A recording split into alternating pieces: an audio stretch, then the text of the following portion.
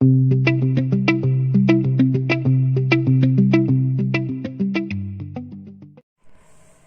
students, today we are going to learn another chapter in the economics revision pack, that is theory of factor pricing. हामीले यो भन्दा अगाडि थियो factors of प्रोडक्सनहरुको बारेमा पढ्यौं, land, labour, capital र entrepreneurship.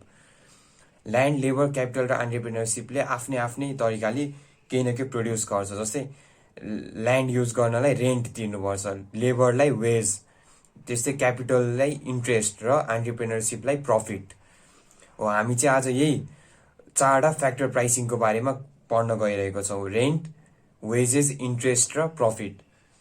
फर्स्टमा let's start with rent. Rent भनेको के हो?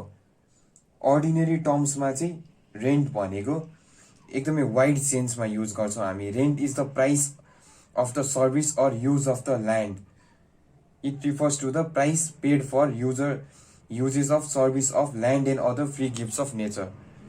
रेन्टलाई चाहिँ नि हामीले अर्डिनरी टर्ममा बुझ्दाखेरि यो चाहिँ भाडा हो। कुनै पनि सर्भिस अथवा ल्यान्डको सर्भिस अथवा कुनै पनि मेसिन हाउसको चाहिँ सर्भिस युज गर्दाखेरि तिर्नुपर्ने पैसालाई चाहिँ हामी रेन्ट भन्छौँ। इकोनोमिक टर्म्समा चाहिँ रेन्ट भनेको के हो त? इकोनोमिक टर्म्समा चाहिँ रेन्ट भनेको it refers to the price paid for the uses or services of land and other free gifts of nature. नेचरबाट आएको फ्री गिफ्ट्स र ल्यान्डलाई तिर्ने पैसालाई चाहिँ हामी इकोनोमिक टर्म्समा रेन्ट भन्छौँ। क्लासिकल इकोनोमिक्स, हामीले अहिले एक रिकार्डियन थ्योरी अफ रेन्ट पढ्दैछौँ। रिकार्डियन थ्योरी अफ रेन्ट पढ्नुभन्दा अगाडि चाहिँ थोरै क्लासिकल इकोनोमिस्टहरूले चाहिँ के भन्छ, रेन्ट भनेको के हो, के भन्छ भनेर बुझ्दाखेरि रेन्ट चाहिँ ल्यान्डलाई मात्रै पे गर्छ, because it is the payment for original productivity of the soil भनेर चाहिँ हाम्रो क्लासिकल इकोनोमिस्टहरूले भन्नुहुन्छ भने अहिले कन्टेम्पोरेरी टर्म्समा चाहिँ मोडर्न इकोनोमिक्समा चाहिँ अरू फ्याक्टरहरू लेबर, क्यापिटल र अर्गनाइजेसन अथवा एन्टरप्रेन्योरशिपलाई पनि रेन्ट पे गर्नुपर्छ based on their scarce supply. त्यसको सप्लाई कति छ, स्केर्स छ भने तिनीहरूलाई पनि रेन्ट पे गर्नुपर्छ भनेर चाहिँ मोडर्न इकोनोमिस्टहरूले भन्छ। अब हामीले दुईटा टाइपको रेन्टको बारेमा पढ्छौँ, एउटा चाहिँ इकोनोमिक रेन्ट, अर्को चाहिँ कन्ट्र्याक्ट रेन्ट। यसको चाहिँ डिफ्रेन्स बिट्विन इकोनोमिक रेन्ट र कन्ट्र्याक्ट रेन्टको चाहिँ डिफ्रेन्स बिट्विन पनि एक्जाममा एकदमै सोधिरहेको क्वेसन हो। अहिले चाहिँ यसको डेफिनेसन मात्रै बुझौँ र एकैछिनपछि चाहिँ हामी यसको डिफ्रेन्समा जान्छौँ। इकोनोमिक रेन्ट भनेको के हो त? Economic rent is the minimum amount of money that an owner of land, labour or capital must receive in order to let someone use that land, labour or capital. Economic rent भनेको चाहिँ एउटा minimum amount जुन चाहिँ त्यो ओनरले पाउनुपर्छ, ल्यान्डको होस् अथवा लेबरको अथवा क्यापिटलको ओनर छ उसले पाउनुपर्ने त्यो minimum amount in case of use, त्यो ल्यान्ड, लेबर र क्यापिटल युज गरे बापत पाउनुपर्ने मिनिमम अमाउन्टलाई चाहिँ इकोनोमिक रेन्ट भनिन्छ। In economic the rent under discussion is always the rent, economic rent. हामीले इकोनोमिक्समा रेन्टको कुरा गर्छौँ भने यो चाहिँ सधैँ इकोनोमिक रेन्ट नै हामीले कुरा गरिरहेको हुन्छौँ। अर्को चाहिँ हाम्रो छ कन्ट्र्याक्ट रेन्ट। कन्ट्र्याक्ट रेन्ट भनेको के हो? It is the total lease amount which tenant is ready to pay for the property as per their agreement. टेनेन्टले चाहिँ त्यो जसलाई भाडामा चाहिएको छ उसले चाहिँ कन्ट्र्याक्टमा, अग्रिमेन्टमा जति पे गर्न सक्छु भनेको छ त्यो अग्रिमेन्टमा पे गरेको अमाउन्टलाई चाहिँ कन्ट्र्याक्ट रेन्ट भनिन्छ। We will further learn about this after this theory. अब चाहिँ हामी रिकार्डियन थ्योरी अफ रेन्टमा जान्छौँ। रिकार्डियन थ्योरी अफ रेन्टलाई चाहिँ क्लासिकल थ्योरी अफ रेन्ट पनि भनिन्छ। यसलाई अब नाममै रिकार्डियन थ्योरी भनेर भनेको छ। We can learn from this. यो चाहिँ David Ricardo, classical economist David रिकार्डोले आफ्नो book the principles of political economy and taxation 1817 मा पब्लिस गरेको बुकमा चाहिँ नि क्लासिकल थ्योरी अफ रेन्टको बारेमा लेख्नु भएको थियो। अब डेभिड रिकार्डोले रेन्टलाई कसरी एक्सप्लेन गरेको छ त? According to Ricardo only land earns rent. ल्यान्डले मात्रै रेन्ट अर्न गर्छ। According to him rent is that portion of the produce of the earth which is paid to the landlord for the use of original and indestructible power of soil. माटोको जुन original र इन्डिस्ट्रक्टिभ power छ त्यसलाई तिर्ने पैसा, त्यसको ल्यान्डको ओनरलाई तिर्नुपर्ने पैसा in return for the use of land, त्यसलाई मात्रै रेन्ट भनिन्छ। ल्यान्डलाई स्पेसिफिकल्ली ल्यान्डलाई, अझ ल्यान्डमा पनि त्यो पावर अफ सोयल, त्यो सोयलको कति पावर छ, कति प्रोडक्टिभिटी छ, त्यसलाई तिर्ने पैसालाई चाहिँ रेन्ट भनिन्छ। अब there are some of the assumptions that David Ricardo has mentioned. यो थ्योरी फुलफिल गर्न चाहिँ के अजम्पसनहरू फुलफिल हुनुपर्छ। फर्स्टमा, cultivation over new land starts from most fertile to less fertile. Cultivation सुरु गर्दाखेरि चाहिँ नि मोस्ट फर्टाइलबाट लेस फर्टाइलमा स्टार्ट हुन्छ नयाँ ल्यान्डमा गर्दाखेरि। Marginal land or no rent land plays vital role to determine the rent. Marginal land अथवा नो रेन्ट ल्यान्डले चाहिँ रेन्ट डिटरमाइन गर्न एकदमै भाइटल रोल प्ले गर्छ। रेन्ट चाहिँ नि हामीले ल्यान्डबाट मात्रै अब्टेन गर्न मिल्छ। Rent can be obtained only from land. There exist perfect competition. मार्केटमा चाहिँ नि पर्फेक्ट कम्पिटिसन छ अनि मोनोपोली छैन। Land differs in quality. ल्यान्डको चाहिँ आफ्नो आफ्नै क्वालिटी हुन्छ अनि यो होमोजिनियस हुँदैन, it differs in quality. Rent is the price paid for the original and indestructible power of soil. माटोको चाहिँ ओरिजिनल र इन्डिस्ट्रक्टिबल पावरलाई तिरेको पैसालाई नै रेन्ट भनिन्छ। So this were some of the assumptions of theory of rent. Ricardian theory अफ रेन्टको अजम्पसन्सहरू हो। अब यो थ्योरीको स्टेटमेन्टले चाहिँ के भन्छ? According to Ricardo, in a civilization where there is less population, the food requirements can be met by the cultivation at only the superior grade land. एउटा कल्टिभेसन गर्ने कम्युनिटीमा चाहिँ थोरै पपुलेसन छ भने फुड रिक्वायरमेन्ट चाहिँ नि बेस्ट ग्रेडको ल्यान्डलाई कल्टिभेट गर्यो भने नै पुग्छ। But as the population increases, तर जति बेला पपुलेसन बढ्दै जान्छ, people will be forced to take up the cultivation of second grade. पहिली एकदम बेस्ट जहाँ चाहिँ सबभन्दा बढी प्रोड्युस हुन्छ त्यो ल्यान्डमा मात्र प्रोड्युस गर्दाखेरि पुग्थ्यो भने अब चाहिँ त्योभन्दा तल्लो स्तरको सेकेन्ड ग्रेडको मा पनि पपुलेसन बढी सकेपछि चाहिँ नि कल्टिभेट गर्नुपर्ने हुन्छ। जहाँ चाहिँ अप्टिमल प्रोडक्सन हुँदैन त्यो खालको खेतमा पनि हामीले कल्टिभेट गर्नुपर्ने हुन्छ। Similarly as the number of people increases, अझै बढ्दै गयो पपुलेसन, अझै बढ्दै गयो भने अझै कम प्रोडक्टिभिटी भएको ल्यान्डमा चाहिँ नि कल्टिभेट गर्दै जानुपर्छ भनेर रिकार्डियन थ्योरी अफ रेन्टले भन्छ। अब यहाँनिर हामी टेबलमा हेर्न सक्छौँ ल्यान्डलाई चाहिँ एबिसिडी भनेर ग्रेड गरेको छ। अनि टोटल प्रोड्युस कति हुन्छ टन्समा, त्यो कुरा ए ग्रेडमा 8 टन प्रोड्युस हुँदो रहेछ, बी ग्रेडमा 6 टन्स, सीमा 4 र डीमा 2 टन्स प्रोडक्सन हुँदो रहेछ। मार्जिनल ल्यान्डमा कति प्रोडक्सन हुन्छ? मार्जिनल ल्यान्डमा 2 हरेकचोटि 2 प्रोड्युस हुँदो रहेछ इन मार्जिनल ल्यान्ड। अब रेन्ट कति तिरेको छ त? अमाउन्ट अफ रेन्ट अनि कति प्रोड्युस गर्नलाई टोटल अमाउन्ट अफ रेन्ट कति तिरेको छ भन्ने कुरा चाहिँ हामी त्यहाँ हेर्न सक्छौँ टेबलमा। फर्स्टमा 8 - 2 6, 6 - 2 4, 2 - 2 2 अनि 2 - 0 0। मार्जिनल ल्यान्डलाई चाहिँ नि हामीले 0 पे गर्छौँ।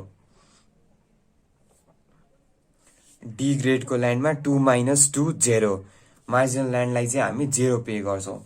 अब we can see in the figure here, फिगरमा हामी हेर्न सक्छौँ। फिगरमा हामी हेर्न सक्छौँ land grades of land A B C D भनेर यहाँ छ अनि त्यसपछि टोटल प्रोडक्सन वाइ एक्सिसमा छ अनि त्यसपछि ग्रेड्स अफ ल्यान्ड चाहिँ एक्स एक्सिसमा छ। अब ए ग्रेडले कति प्रोड्युस गर्छ? 8 प्रोड्युस गर्छ, यसरी लाइन तानेको छ वी क्यान सी। बीले 6 अनि सीले 4, त्यसपछि डीले 2। जति ल्यान्डको ग्रेड घट्दै गयो, डिग्रेड हुँदै गयो, त्यति टोटल प्रोडक्सन पनि घट्दै गइरहेको छ। अब यो जुन पैसा छ, यो मार्जिन छ, ग्याप छ, यो चाहिँ रेन्ट, कति रेन्ट तिर्ने हो भन्ने कुरा चाहिँ यो ग्यापबाट हामी पत्ता लगाउन सक्छौँ।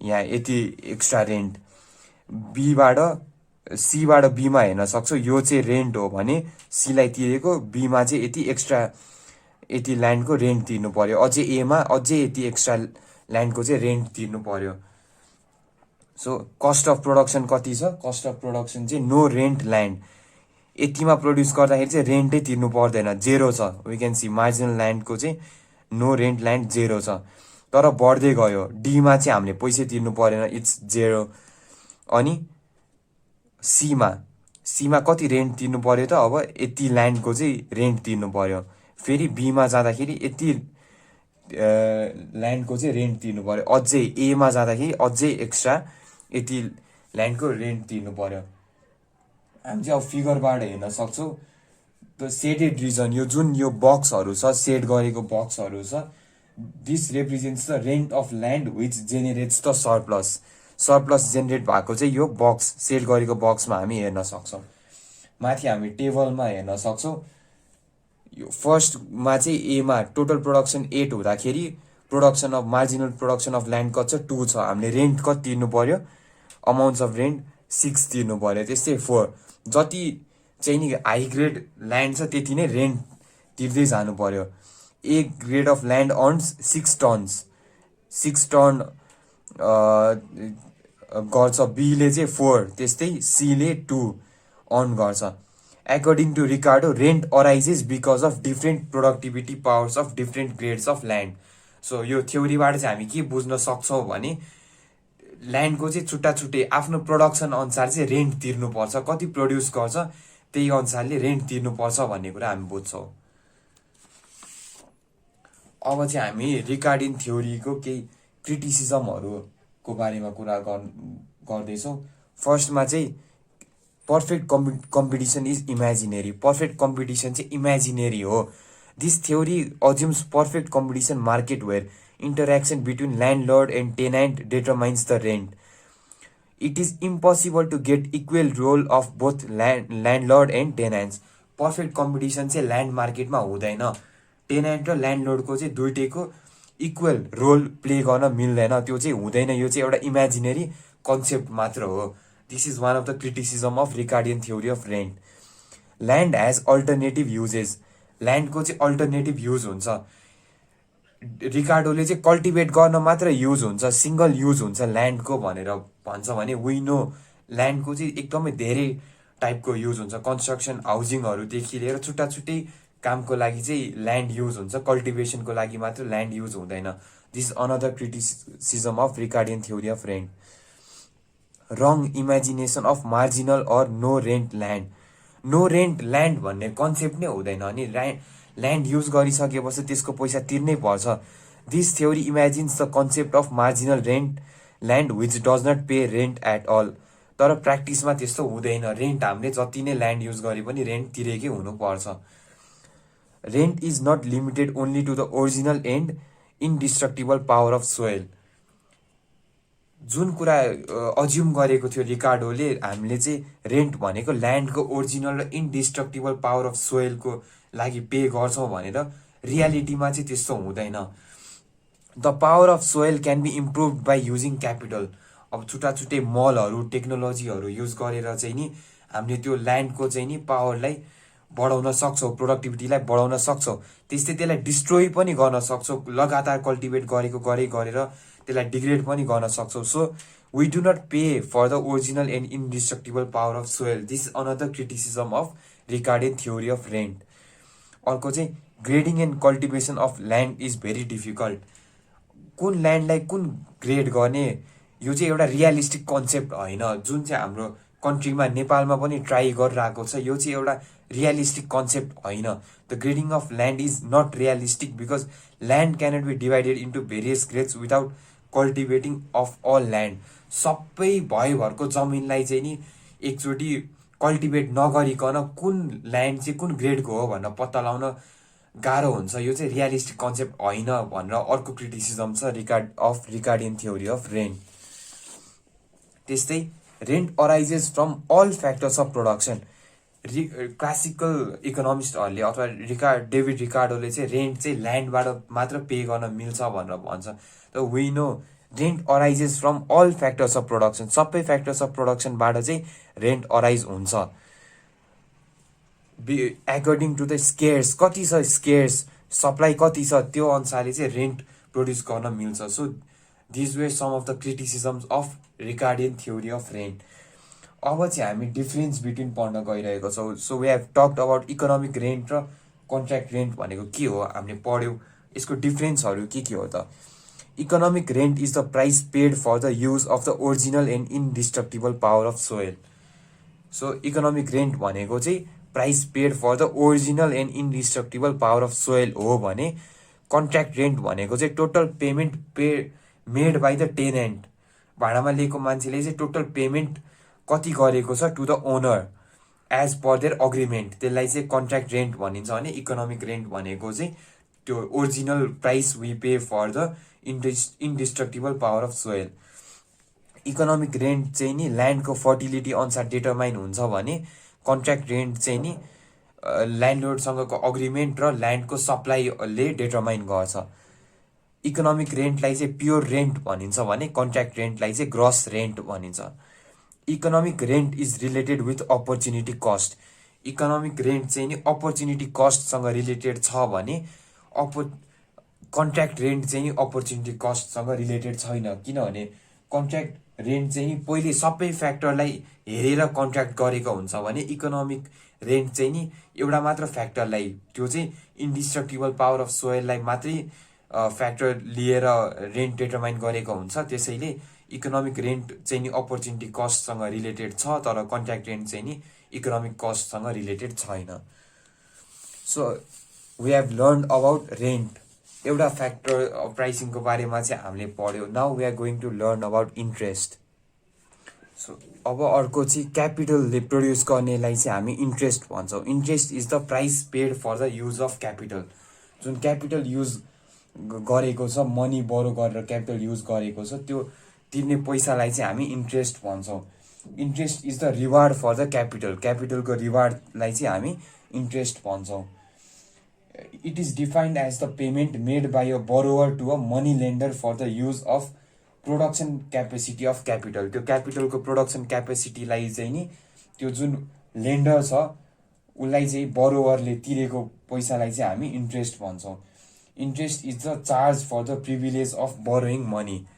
त्यो जुन बरो गरेको छ त्यसको लागि तिरेको चार्ज फर द्याट प्रिभिलेज, त्यसलाई चाहिँ हामी इन्ट्रेस्ट भन्छौँ। सो दुईवटा टाइपको इन्ट्रेस्ट हुन्छ, ग्रस इन्ट्रेस्ट र नेट इन्ट्रेस्ट। अब ग्रस इन्ट्रेस्ट भनेको के हो? Total amount paid to the lender by the borrower is known as gross interest. जति टोटल पे गरेको थियो लेन्डर, लिएको मान्छेले बरोवरलाई, जसले पैसा दिएको हो उसलाई लिएको मान्छेले टोटल जति तिरेको थियो त्यसलाई चाहिँ ग्रस इन्ट्रेस्ट भनिन्छ। The entire income received by the lender of capital, जसले क्यापिटल लेन्ड गरेको थियो त्यो त्यसले आएको उसलाई आएको total income from the borrower, त्यसलाई ग्रस इन्ट्रेस्ट भनिन्छ भने the payment made by borrower for the use of capital only is called net interest. Capital use गर्नको लागि मात्र, the total payment made by borrower for the use of capital only, capital use गर्नको लागि मात्र pay गरेको पैसालाई चाहिँ net interest भनिन्छ। एक्सक्लुजिभली क्यापिटल युज गर्दाखेरि जति पेमेन्ट गरेको थियो त्यसलाई चाहिँ नेट इन्ट्रेस्ट भनिन्छ। ग्रस इन्ट्रेस्टमा चाहिँ नि रिवार्ड फर रिस्क टेकिङ, त्यस्तै reward for management, reward for inconvenience, यो सबैको लागि चाहिँ पैसा तिरेकोलाई चाहिँ ग्रस इन्ट्रेस्ट भनिन्छ। तर एक्सक्लुजिभ जति त्यो इन्ट्रेस्ट प्योर इन्ट्रेस्ट तिरेको छ त्यसलाई चाहिँ नेट इन्ट्रेस्ट भनिन्छ। It is also called pure interest. यसलाई चाहिँ नेट इन्ट्रेस्टलाई चाहिँ नि प्योर इन्ट्रेस्ट पनि भनिन्छ। The rate of gross interest differs in the market. मार्केटमा चाहिँ नि ग्रस इन्ट्रेस्ट चाहिँ डिफर गर्छ, त्यो सर्भिसहरू लिएको त्यो अनुसार डिफ्रेन्स हुन्छ भने the rate of net interest remains almost the same in the market. Net interest चाहिँ नि मार्केटमा सधैँ अलमोस्ट सेम नै हुन्छ। It is a wider concept of interest. Gross interest भनेको चाहिँ इन्ट्रेस्टकै वाइडर कन्सेप्ट हो भने नेट इन्ट्रेस्ट भनेको चाहिँ it is the narrow concept of interest. Now we are going to learn about the theory of interest.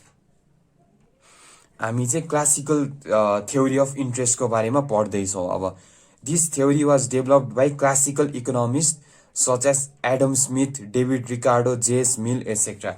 यो चाहिँ नि classical इकोनोमिस्टहरू जस्तै father of economics David Smith, David Ricardo, J S मिलहरूले बनाएको थ्योरी हो, डेभलप गरेको थ्योरी हो। It is also known as demand and supply theory of interest. यसलाई चाहिँ demand and supply theory of interest पनि भनिन्छ। According to the classical theory of interest, it is the payment paid for saving the capital. Capital save गरेको लागि pay गरेको अमाउन्टलाई चाहिँ नि इन्ट्रेस्ट भनिन्छ भनेर क्लासिकल इकोनोमिस्टहरूले भन्नुहुन्छ। To accumulate capital saving is necessary. Capital accumulate गर्न चाहिँ सेभिङ एकदमै नेसेसरी छ।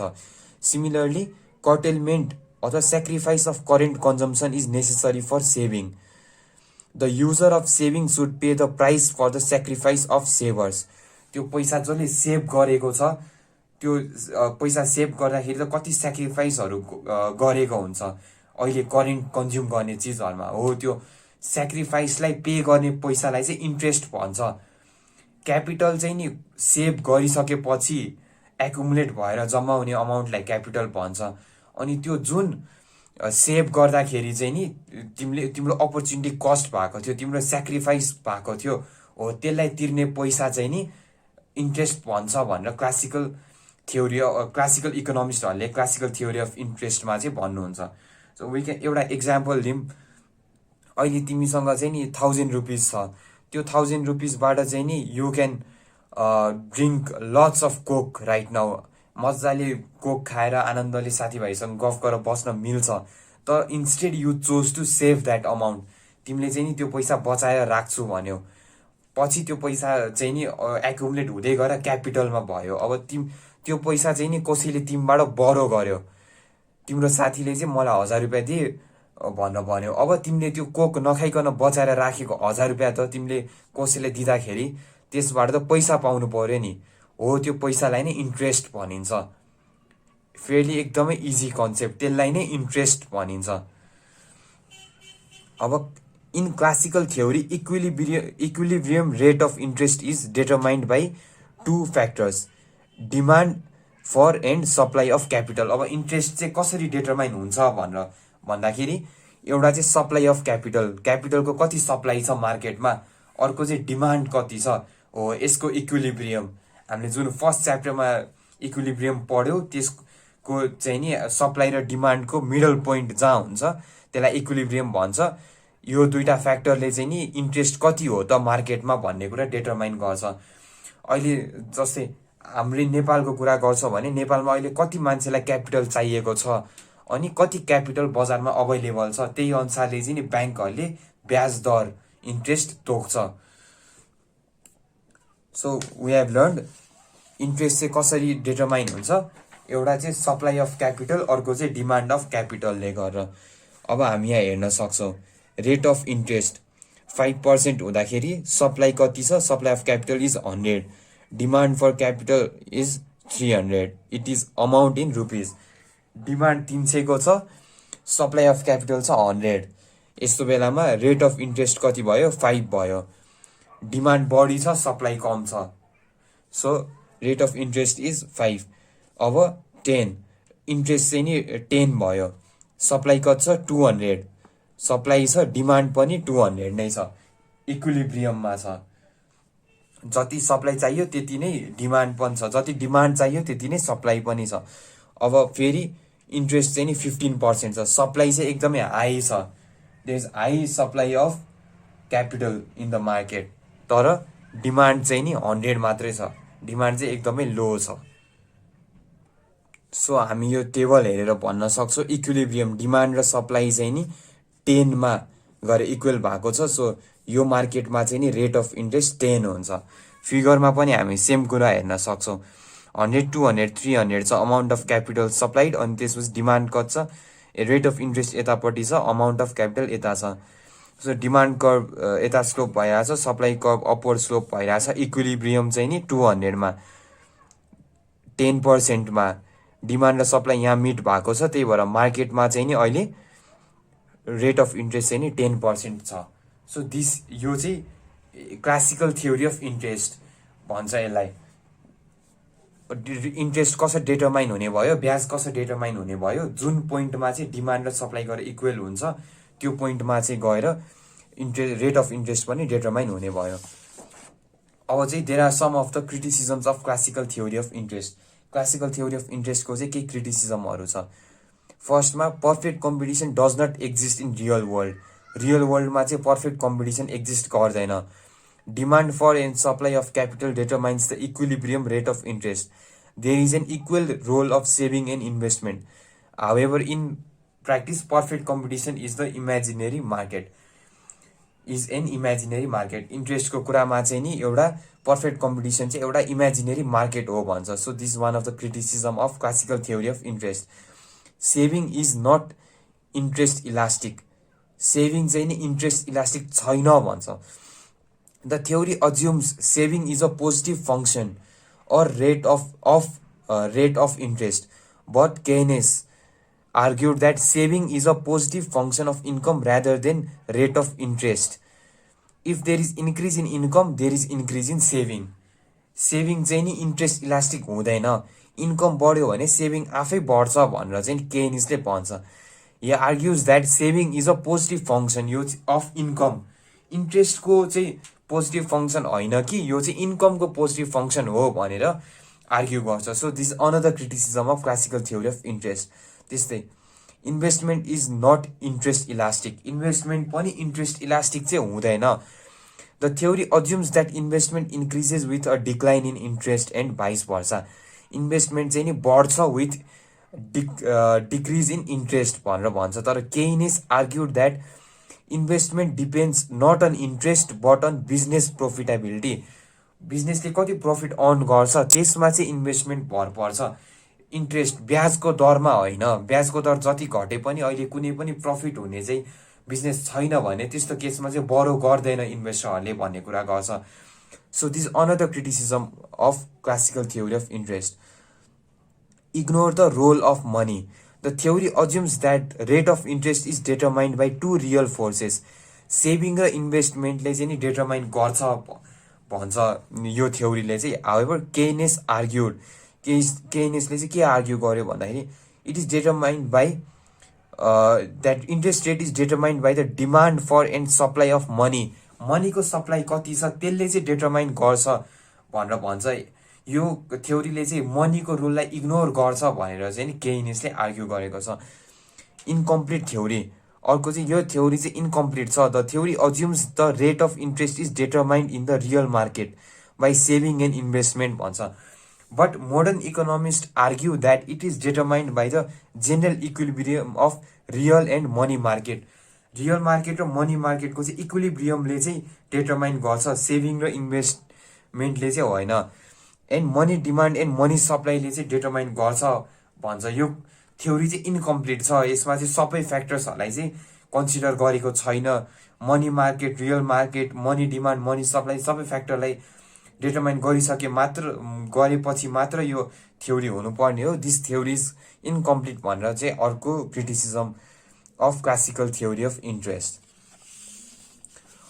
अब चाहिँ हामीले इन्ट्रेस्टको बारेमा पढिसक्यौँ। न we are talking about wage. Wage चाहिँ कसले अर्न गर्छ? Wage is paid for the use of labour. लेबरलाई पे गर्ने अमाउन्ट, लेबर युज गरेको अमाउन्टलाई पे गर्नेलाई चाहिँ हामी वेज भन्छौँ। लेबर चाहिँ नि एकदमै इम्पोर्टेन्ट फ्याक्टर अफ प्रोडक्सन हो।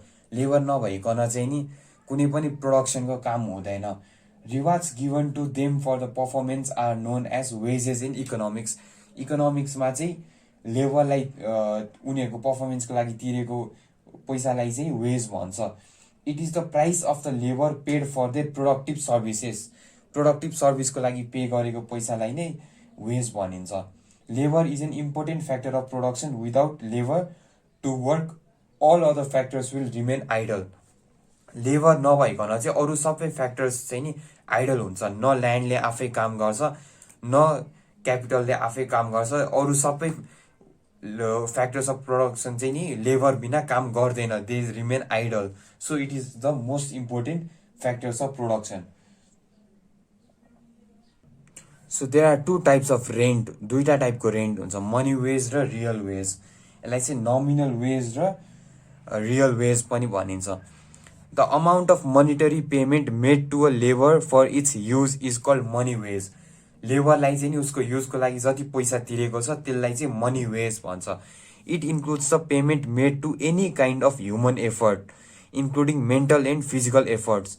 कुनै पनि टाइपको ह्युमनले लगाएको एफर्ट फिजिकल होस् या मेन्टल होस्, त्यसलाई इन टर्म्स अफ मनी जति पे गरेको छ त्यसलाई चाहिँ मनी वेज भन्छ। For example, if Mundre gets ₹500 per day for his work, it is money wage. It is a narrow concept of wage. मुन्द्रेले चाहिँ दिनभर काम गरेर ₹500 अर्न गर्छ भने त्यसलाई चाहिँ मनी वेज भन्छ। यो चाहिँ वेजको चाहिँ एउटा न्यारो कन्सेप्ट हो भनेर भन्छ भने रियल वेज भनेको चाहिँ के हो त? The amount of payment made to the labour in terms of goods and service is called real wage. The amount of payment made to the लेबरलाई नै पे गरेको in terms of goods and services is called real wage. In other words, the purchasing power of money wage and other benefits that the labour gets is called real wage. It is a relatively broad concept of wage. It refers to the goods and services that can be purchased by ₹500 plus other benefits received by the labor. लेबरले चाहिँ नि काम गरिसकेपछि wage मात्रै होइन, अरू उसले चाहिँ नि काम गर्ने ठाउँमा बाइक पाएको होला जुन चाहिँ दिनदिनै अफिस आउनको लागि युज हुन्छ, उसले युनिफर्म पाएको होला, उसले बिराम भयो भने उसको मेडिकल फी तिर्दिन्छ होला। यो सबै कुरालाई डिटरमाइन गरेर एउटा ब्रोड कन्सेप्ट बनायो भने यसलाई चाहिँ रियल वेज भन्छ। त्यो ₹500 उसले पायो प्लस अरू पनि बेनिफिटहरू पायो, त्यसलाई चाहिँ रियल वेज भन्छ भने नमिनल वेज भनेको चाहिँ उसले पाएको थियो ₹500, अरू कुनै पनि कुरालाई छोडेर जति ₹500 पाएको थियो त्यसलाई मनी वेज भन्छ भने उसले पाएको अरूहरू सबै बेनिफिटहरूलाई इन्क्लुड गर्यो भने त्यसलाई चाहिँ रियल वेज भनिन्छ। मनी वेज र रियल वेजको डिफ्रेन्स बिट्विन हेरौँ हामी। सो मनी वेज र रियल वेजको डेफिनेसन हामीले पढिसक्यो। यो चाहिँ exact money for the use of labour हो भने यो चाहिँ नि मनी विथ अदर बेनिफिट्स हो। If an accountant gets ₹20,000 month, it is his nominal wage. एउटा अकाउन्टेन्टले ₹20,000 महिनाको पाउँछ भने त्यसलाई चाहिँ नमिनल वेज अथवा मनी वेज भनिन्छ। Real wage, it includes the purchasing power of ₹20,000। त्यो 20,000ले के किन्न मिल्छ त्यसको purchasing power plus other allowances, अरू अलावेन्सहरू पनि पाउँछ अकाउन्टेन्टले, बेनिफिटहरू पाउँछ, उसले बाइक पाएको होला, उसले मेडिकल फीहरू पाएको होला, त्यो सबै इन्क्लुड गर्यो भने त्यसलाई चाहिँ रियल वेज भनिन्छ। यो न्यारो कन्सेप्ट हो मनी वेज, यो ब्रोड कन्सेप्ट हो। It may not represent the real standard of living of the worker. वर्करको रियल स्ट्यान्डर्ड अफ लिभिङ के छ भनेर मनी वेजले चाहिँ डिटरमाइन नगर्ला, तर रियल वेजले चाहिँ नि it reflects real standard of living of the worker. एउटा खाडी मुलुकमा काम गर्ने मान्छेले 60,000 अर्न गर्न सक्छ, तर उसले कुनै पनि टाइपको बेनिफिटहरू नपाएर ऊ चाहिँ एकदमै घाममा टटेर काम गरेको हुनसक्छ भने नेपालमै एउटा म्यानेजरले जम्मा 60,000 अर्न गरेको हुनसक्छ, तर उसले त्यसमा गाडी पाउँछ, एसीवाला क्याबिन पाउँछ काम गर्न भने त्यसले चाहिँ स्ट्यान्डर्ड अफ लिभिङ कस्तो छ काम गर्ने मान्छेको मनी वेजले डिटरमाइन गर्दैन, तर रियल वेजले चाहिँ डिटरमाइन गर्छ भन्ने कन्सेप्ट चाहिँ हामी बुझ्न सक्छौँ। अब हामी सबसिस्टेन्स थ्योरी अफ वेजको बारेमा कुरा गर्दैछौँ। सबसिस्टेन्स थ्योरी अफ वेज भनेको चाहिँ के हो त? सबसिस्टेन्स थ्योरी अफ वेज चाहिँ नि फर्स्टमा physiocratic school of French economist of 18th सेन्चुरीले चाहिँ इन्ट्रोड्युस गरेको थियो। Further German economist Lassalle named it iron law of wages. German economist ल्यासाइलले चाहिँ यो थ्योरीलाई सबसिस्टेन्स थ्योरी अफ वेजलाई चाहिँ आइरन ल अफ वेजेस भनेर पनि नेम गरिदिनु भयो। And Ricardo and Malthus also contributed to the theory of wages. David Ricardo र माल्थसले पनि सबसिस्टेन्स थ्योरी अफ वेजलाई चाहिँ कन्ट्रिब्युट गर्नुभयो। के अज्युम गर्छ त? According to Ricardo, this theory is based on the following two assumptions. दुईटा assumptionsमा बेस्ड छ। एउटा चाहिँ population rate increases faster, population rate चाहिँ एकदमै फास्ट इन्क्रिज हुन्छ।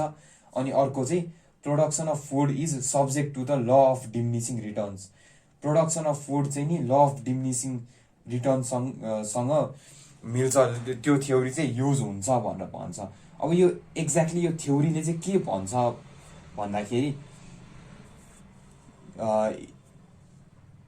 सब्सटेन्स थ्योरीले चाहिँ it states that in the long run wage tends to fall at subsistence level. Wage चाहिँ नि सब्सिस्टेन्स लेभलमा फल हुन्छ। The wage which is just sufficient to survive, जति वेज चाहिँ सर्भाइभ गर्न चाहिन्छ त्यो लेभलमा चाहिँ फल हुन्छ भनेर भन्छ। लङ रनमा जाँदाखेरि चाहिँ जति सर्भाइभ गर्नलाई चाहिन्छ त्यति नै पैसा चाहिँ नि त्यो सब्सिस्टेन्स लेभलमा झर्छ, वेज चाहिँ सधैँ सब्सिस्टेन्स लेभलमा झर्छ भनेर भन्छ। This theory accepts that wage tends to fluctuate around the subsistence level. Wage चाहिँ जसरी पनि सब्सिस्टेन्स लेभलमा सर्भाइभ हुनलाई जति चाहिन्छ त्यतिमै फल गरिहाल्छ भनेर भन्छ। त्यही यसमा चाहिँ त्यही भएर दुईवटा अजम्सन्सहरू, एउटा चाहिँ नि पपुलेसन एकदमै फास्ट रेटमा इन्क्रिज हुन्छ, अर्को चाहिँ नि प्रोडक्सन अफ फुड चाहिँ नि ल अफ डिमिनिसिङ मार्जिनल रिटर्न्सको कन्सेप्ट युज गर्छ भनेर भन्छ।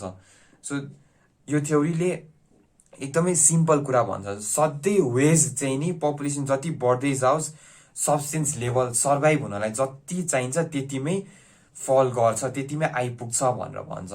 So there are some of the criticisms of iron law of wage. क्रिटिसिजमहरू के हो त? Iron law of wage, this theory argues that wage should be fixed at a minimum level. Wage चाहिँ नि minimum लेभलमा फिक्स्ड हुनुपर्छ, which enables workers just to survive.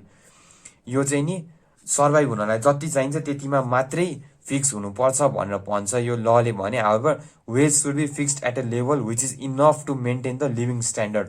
तर we know wage चाहिँ कतिमा डिटरमाइन हुनुपर्छ त? एउटा लिभिङ स्ट्यान्डर्ड मेन्टेन हुने गरी चाहिँ नि वेज डिटरमाइन हुनुपर्छ, वेज फिक्स हुनुपर्छ भनेर भन्छ। अर्को, supply of labour is not perfectly elastic. Supply of labour चाहिँ पर्फेक्टली इलास्टिक हुँदैन। The theory assumes that supply of labour is perfectly elastic to the wage rate. As wage increases supply of labour increases. The adjustment to rising wage requires a generation or more. Supply of labour चाहिँ perfectly elastic हुँदैन, तर यो थ्योरीले चाहिँ perfectly elastic हुन्छ भनेर assume गर्छ, तर in real life supply of labour is not perfectly elastic. अर्को, it ignores the demand side of labour. लेबरको चाहिँ डिमान्ड साइड यसले इग्नोर गर्छ। खालि पपुलेसन हाई रेटमा बढ्छ अनि त्यसपछि डिमान्ड चाहिँ लेबरको कति छ भन्ने कुरा चाहिँ यो थ्योरीले इग्नोर गरिदिन्छ। Population growth does not depend on wage rate. कति वेज छ, कति तलब छ, त्योसँग चाहिँ पपुलेसन इन्क्रिजको रिलेसन नै हुँदैन। इट डज नट डिपेन्ड गर्दैन, त्यो त जति पनि बढ्न सक्छ। फिजिकल फेसिलिटीहरू बढ्दै जाँदाखेरि, हेल्थ ट्रेनिङ एजुकेसन लेभलहरू बढ्दै जाँदाखेरि पपुलेसन ग्रोथ चाहिँ आफै हुँदै जान्छ। So it does not depend on wage rate. Subsistence is not the basis of wage determination.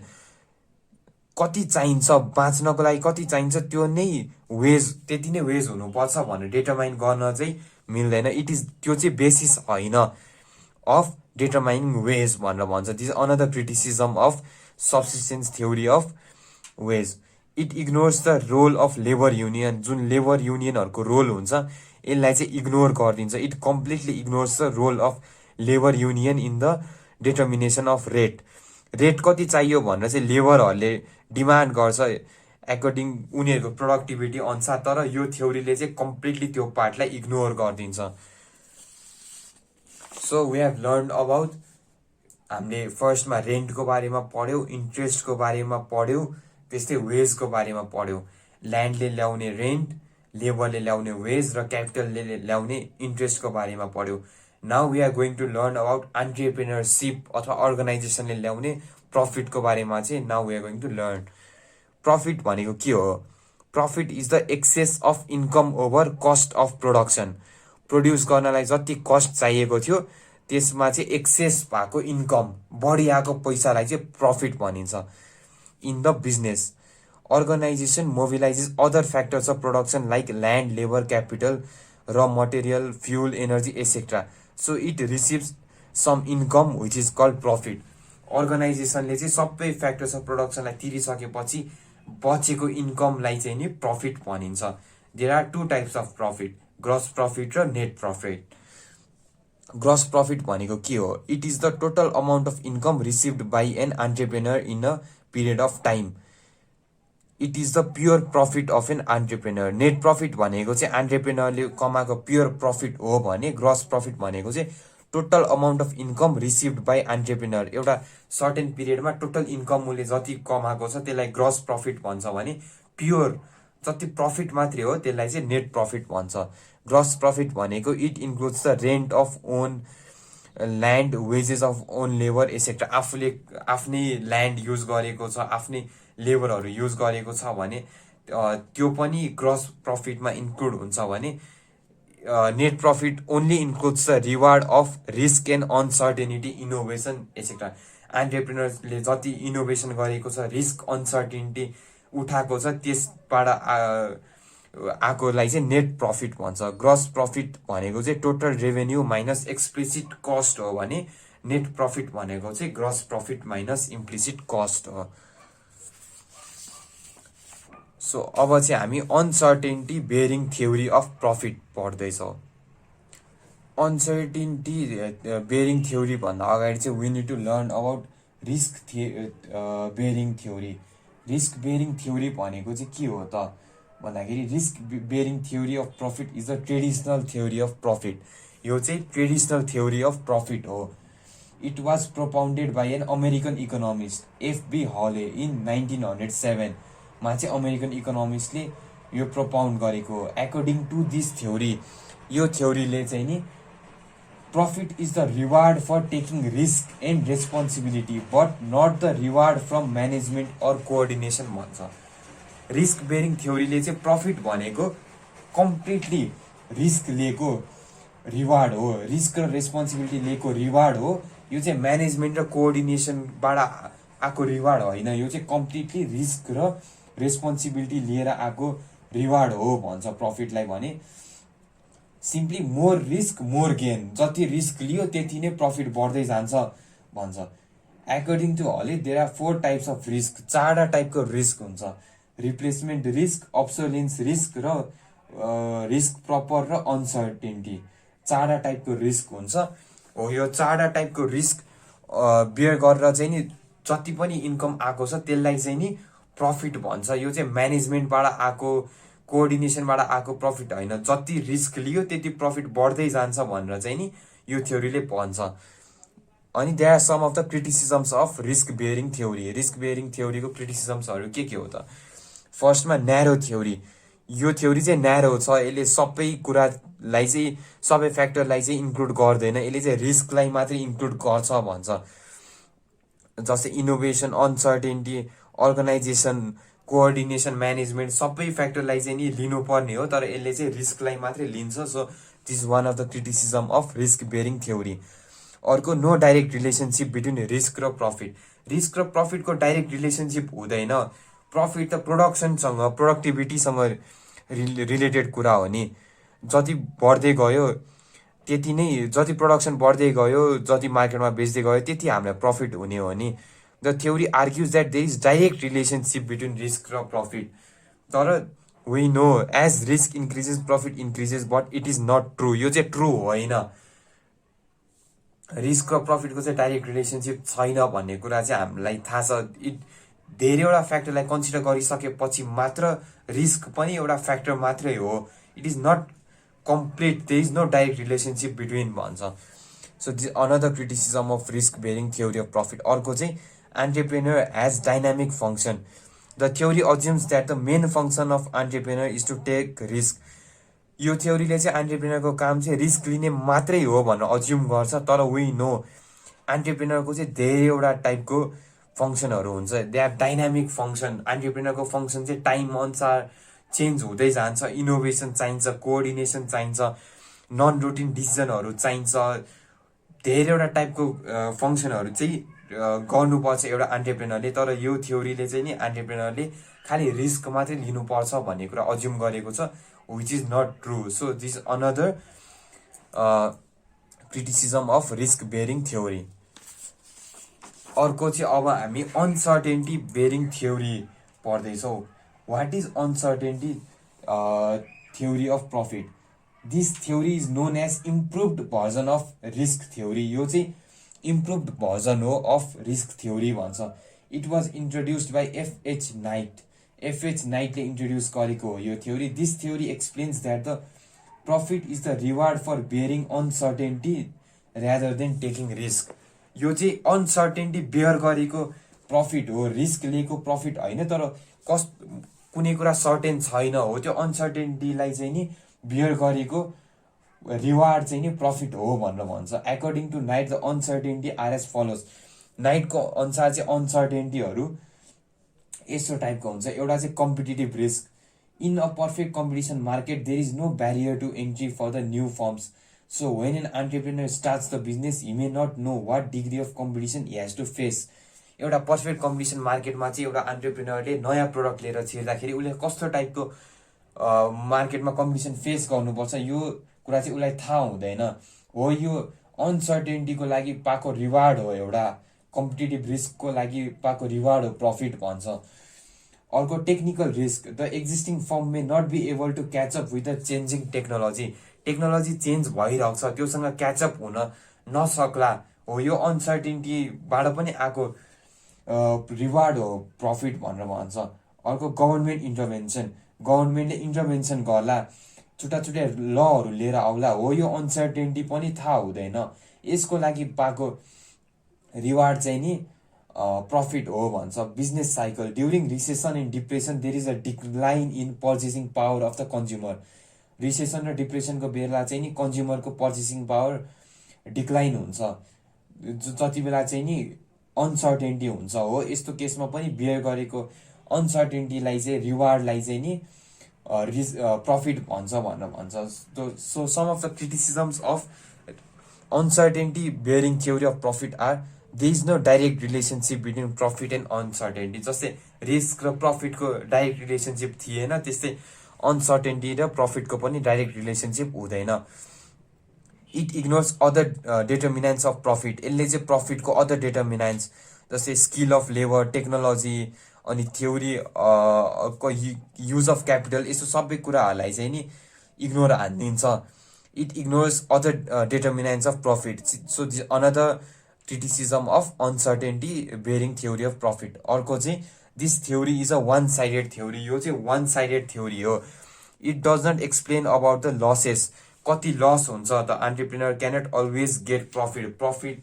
एन्टरप्रेन्योरले सधैँ प्रफिट मात्र पाउँदैन, उसले लस पनि कमाउँछ। यो थ्योरीले चाहिँ लसलाई चाहिँ कम्प्लिटली इग्नोर गरिदिन्छ भन्छ। So another criticism is it is one sided theory. यो च्याप्टरमा चाहिँ नि हामीले पढ्ने कुराहरू यति नै हो, रिभाइज गर्नुपर्ने कुराहरू यति नै हो। This chapter is very easy. अरू च्याप्टरहरू हेरी यसमा डायग्रामहरू पनि एकदमै सजिलो छ, इजी छ। So thoroughly read this chapter once again. यो चाहिँ एक्जाममा पनि यो च्याप्टरबाट चाहिँ क्वेसनहरू, थ्योरीहरूको बारेमा क्वेसनहरू आउने, डिफ्रेन्स बिट्विन आउने चान्स चाहिँ एकदमै म्याक्सिमम हुन्छ। So thank you.